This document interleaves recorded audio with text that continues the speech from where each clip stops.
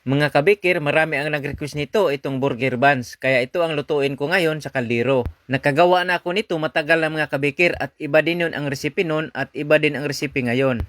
Panoorin ninyo ang video, napakadaling gawin lang. Para kayo na lang ang gumawa.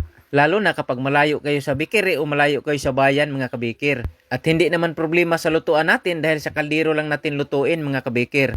Pero sa may mga oven, sa oven din lutuin. Ito ang mga ingredients. 1 3/4 cup first class flour, 1 teaspoon instant dry yeast, 2 tablespoon sugar, 1/2 teaspoon salt, 1 tablespoon powder milk, 1/2 cup water, at naglagay din tayo ng 2 tablespoon cooking oil. Hinalo ko, tinunaw ko una ang sugar, saka ko inihalo ang lahat ng mga ingredients. 4 minutes ko itong mix mga kabikir, mano-mano gamit ang kamay. Pero kapag may dough roller kayo o dough mixer, madali lang itong i-mix mga kabikir.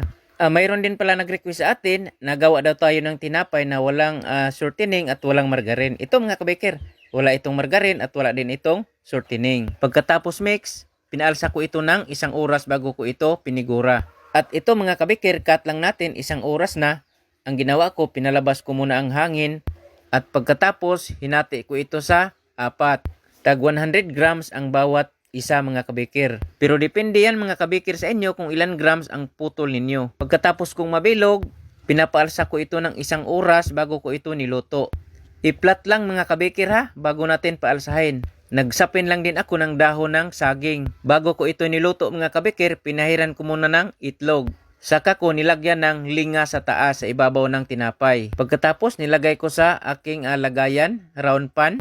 Sa pagluto mga kabikir, pinapainit ko ang kaldero ng 2 minutes saka ko inilagay ang ating burger buns. 10 to 15 minutes maluto itong ating tinapay. Ito mga kabikir, luto ng ating burger buns. Mga kabikir, ang luto ng kaldero parang luto din ng oven. Pagkahango, pinapalamig ko muna ito mga kabikir, saka ko ito in-slice. Ang recipe natin 1/4 kilo. Kapag gumawa kayo ng 1 kilo, i-times 4 nyo lang ang lahat ng mga ingredients. Sa mga kabikir din natin na may mga oven, kapag sa oven lutuin, temperature 180 degrees, maluto ito 15 to 20 minutes. Mga kabikir, sana nagustuhan nyo ang recipe na isinare ko sa inyo ngayon. Itong burger buns na niluto natin sa ating kaldero. Mga kabikir, abangan ninyo ang iba pa nating mga recipe. Mga kabikir, maraming salamat sa lagi niyong panonood, old and new followers, at sa mga subscribers. At sa lahat na nakapanood sa mga video ko, maraming salamat at God bless sa ating lahat mga kabikir.